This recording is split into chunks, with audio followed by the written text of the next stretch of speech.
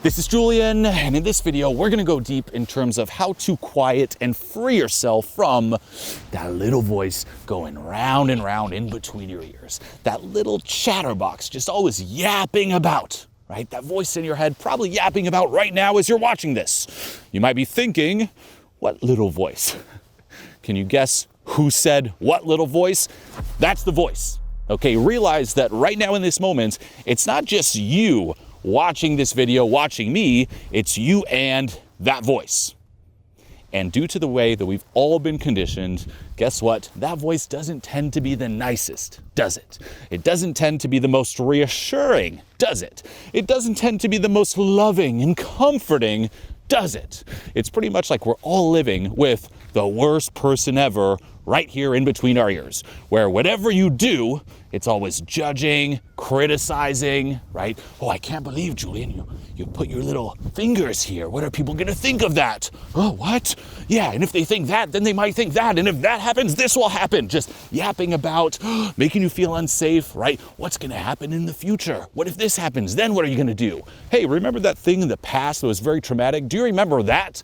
The worst person ever living right here in your mind, okay? We all have this, and step number one is start bringing awareness to it. What's that voice saying? Well, that's interesting. Well, what else, right?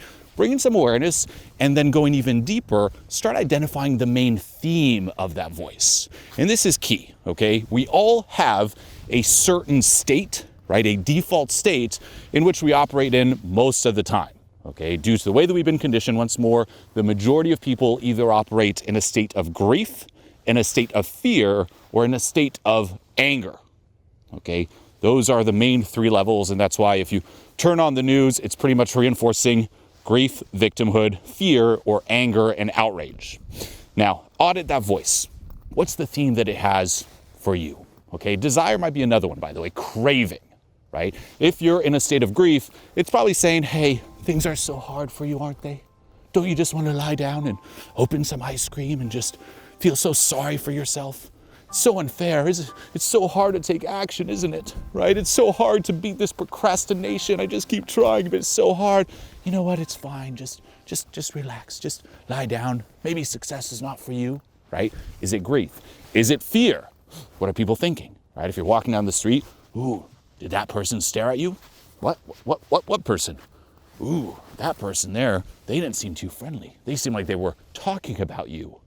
Ooh, you're really gonna do that? You're really gonna say that? Ooh, think about the future. Ooh, think about the state of the world. It's pretty scary, isn't it? Is it fear? Is it anger? For example, self-attack, right? That's the motivational fuel of the hustler, right? Do it! You're pathetic! Step it up! Everything you do, it's not good enough. More. What is the theme? That is step number one, okay? Bringing some awareness, creating some space, and identifying the theme. Now, once you identify it, by the way, you can change the theme of the voice. And this is what I teach in my private mentoring group, okay? We go from apathy, grief, fear, anger, then courage, desire, purpose, and love, and people shift the theme of their lives, their actions, and ultimately what that voice is saying. But it all starts with awareness. From there, step number two is to stop fueling it. Okay, this is key. If you notice, for example, that fear is running you, chances are you're probably doing things or engaging in certain activities or even certain mind activities that are giving that theme a lot of energy, a lot of power, if you will. So for example, if that little voice is always making you feel paranoid. What are people thinking? What are people thinking? People out to get you. You can't trust people. You can't trust the world. Close off to people. Close off to the world. Don't open yourself up. They'll get you. Chances are you're then going to start indulging in information, content, books, you name it, to protect yourself. Now, what is that doing? That is fueling that voice. It's giving it power, and the fear grasp that it has on you is going to take over even more. Okay, so what you want to start doing here is identify the theme and then proactively start looking for content, as an example, right? Or experiences or proof of the opposite. So if you're in a state of fear, look, for example, for goodness in the world. If you're going to read a book, instead of, okay, how to protect yourself, why not read a book that's saying, hey, everyone is on your side, people are nice, people are loving, right? To go against the I'm giving power to fear. Okay, the same with anger, right? I'm angry, looking for things like I'm angry, listening to angry music, anything to amplify it, right? Give it the fuel to the anger. No, go against that. Okay, you want to stop this, it hijacks your mind. I'm in a state of anger. Look for more things that reinforce it, the feedback loop. You want to put a stick in that loop and stop it for good. Step number 3 from there, and this will create a lot more space and take away even more of its power, is following the formula, embrace, exaggerate, laugh. Embrace, exaggerate, laugh. This is something that I've taught for years, especially when it comes to socializing, where people, for example, will take things way too seriously, right? Like, oh, what if I run out of things to say? Oh my God, it's the end. And what I always told them is, when that happens, right? Oh, it's the end. And notice that voice taking over. It's the end. Embrace it. That's step number 1. No longer resisting it. Embrace it. Exaggerate it to the point where you start laughing at it. And just by doing so, you take away its power. So say, as an example, you're in a social interaction and you run out of things to say. You're like, oh, ran out of things to say, super serious, voice takes over. Oh my God, I can't believe that happened. Oh, people are staring at you now, it's gonna be over. Embrace that, step number 1. Exaggerate it to the point where it makes you laugh. So that may look like, instead of you freezing and not saying anything, right? Instead of that, how about, you know what? I just ran out of things to say. I guess I should have watched more Julien videos. Say you say that in an interaction, chances are, maybe not, you might giggle a little bit, right? Now guess what? You took away its power. Instead of it being this serious thing, you exaggerated it and started laughing at it. That's interesting. And now it has less hold over you. You can do that with the voice on a daily basis, by the way. Every time you hear it and it's like, oh, you're so pathetic. Be like, you know what? I am I not? The voice might also take it further, right? Your parents should have aborted you. Your mom should have aborted you. You're like, you know what? She probably should have. I should probably print a t-shirt saying that. Who knows where that came from? But there's an example, right? You take the charge, you take the power that it has over you by simply laughing, okay? So try incorporating that, follow that formula, right? You can do this with anything, by the way. This is the art of social alchemy in a way, where no matter what even people say at you, if you just embrace, exaggerate, laugh, you transform it into something that fuels you in a positive way, right? If someone's like, oh, nice t-shirt, what is that? What's that t-shirt? Like, hey, you know what? It makes me more attainable, right? I'm too amazing otherwise, right? Now, guess what? Nice t-shirt, social alchemy, you change it into something good. And this also translates into you not taking yourself and everything so seriously, right? The more serious of a person you are, the more heavy it is, the stronger that voice will be and the easier that voice will take over. Okay, so that's step number 3. Now, step number 4, and we're gonna go a little bit deeper here, is so far it's, okay, let's be aware of it. Let's start, fighting against it. Step number 4 is let's start understanding it. Okay, instead of just battling against it, because that will ultimately still keep it alive. It doesn't get to the cause. It helps, but it doesn't get to the cause. Step number 4, it's let's talk to this voice and let's try to find out, why it's saying what it's saying, and ultimately, what's the driver behind it, right? Because there's always a certain payoff. There's always a payoff. More often than not, we're not aware of the payoff, but there is always a payoff.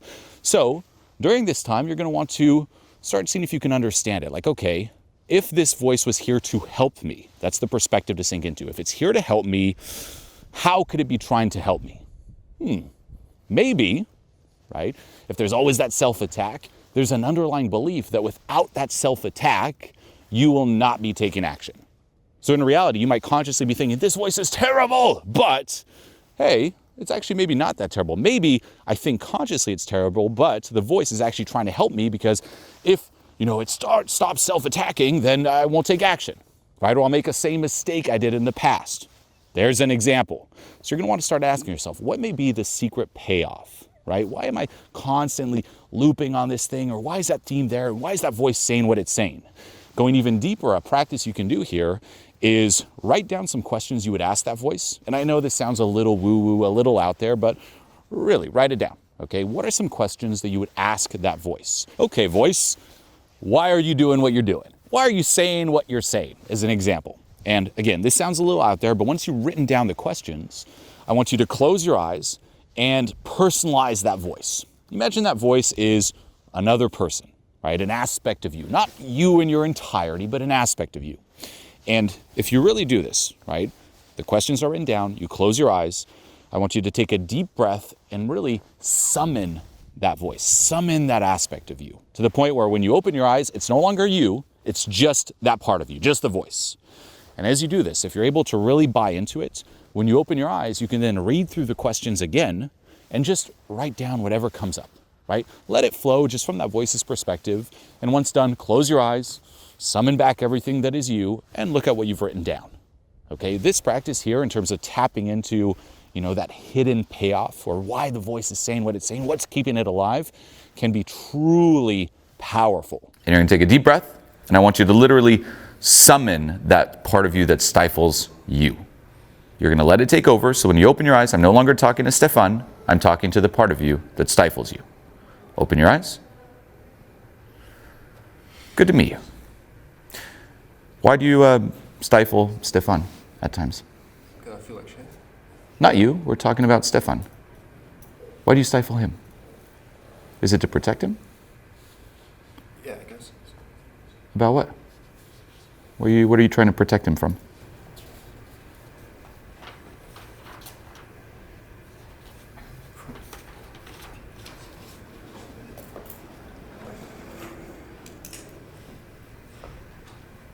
From getting... I can't talk. Jesus Christ. It's okay. We're just having a friendly conversation.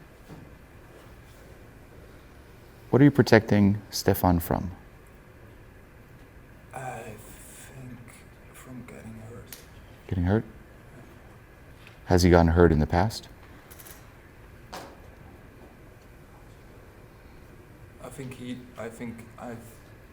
I'm the reason he hasn't gotten hurt. Okay. So you protected him all this time? Yeah, a pretty good job. What would happen if you didn't protect him, if you just stopped? He always said a lot about thinking, I guess. So just stuff would come out. Do you remember when you took over to protect him? Was there a particular event? I don't think there's one event. I think it's just a repetition. Okay. And you think that now, if you stopped protecting him, he would still get hurt?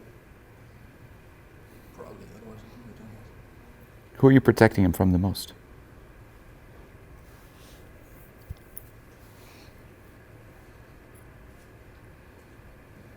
I know in situations in general, there's literary efforts. Hmm. Like a lot of social situations, especially new ones. So like, you've been talking for quite a bit, then that's usually alright.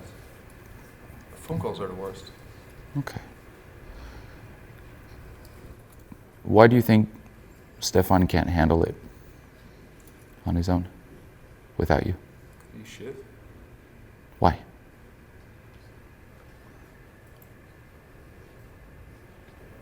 Because he could do better, probably. He's not really doing it all what is needed. Mm-hmm. What's he doing? We can talk about him, it's okay. Why does he need protection? Why can't he handle it on his own? I think he used to be very loud, always, and always in class, very loud, and a lot of stuff, always like being the loudest, and then people got kind of annoyed by that. So Do you think he could handle being hurt? Being hurt again? I don't think he's ever been hurt too much. Which maybe is not good. Okay.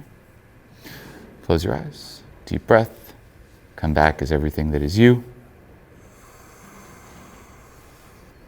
Welcome back. Oh, good job, man.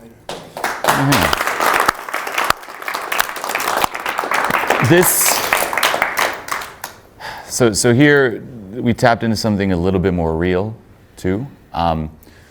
This exercise role play can seem a little wacky from an external perspective, but I'd highly recommend doing it. It's another great way to just kind of identify what's in your shadow. It's like deep breaths, and it's like when you actually go through the motions and then actually talking from that perspective, I think as you even realize, like, whoa, what the, it feels, it just brings up a lot. You can think of you and your voice, right? If you personalize it as a person, imagine now you're your own counselor, right? It's you sitting here in that little voice. So imagine there's a third party. What's going on, right? Why do you two not get along? Why are you not on the same page? Hey, voice, why do you keep criticizing that person? Hey, voice, why do you keep putting that person into grief, right? Is there perhaps a win-win that we could find? Engaging in mental exercises like this, illuminating, okay? So you'll find a lot of data right there. And then from there, step number 5 is with that data, sometimes there will be a certain action that needs to be taken, right? Where say you might have done something you feel guilt over, right? Oh, I can't believe I did that. And you just keep looping and looping and looping. Perhaps there's something you're gonna have to do here today to make things right, okay? If there is action, you gotta take that action. But if there is no action, and this is where it's more on the non-realistic but triggered unrealistic side of things, then you're going to have to let go of it. And that's the key. You identify the payoff, you identify the theme, and then you can release the charge behind it. And what you will start noticing, bringing it back to what I talked earlier in this video, is following that scale. Apathy, grief, fear, anger, courage, desire, purpose, love. As you start letting go, the voice's theme will start shifting and shifting and shifting up until this point where, hey, it's no longer self-attack and perhaps it's suddenly self-love. Ah, interesting. And that's ultimately will also push you to succeed. You know, we think being hard on ourselves is the solution. It really isn't, right? Here's a last, you could say, perspective to sink into. Imagine you had a child, right? Perhaps you do, perhaps you don't. Say you have a child. And there's 2 routes that you can take to encourage your child to be motivated, to take action, and to ultimately succeed in life.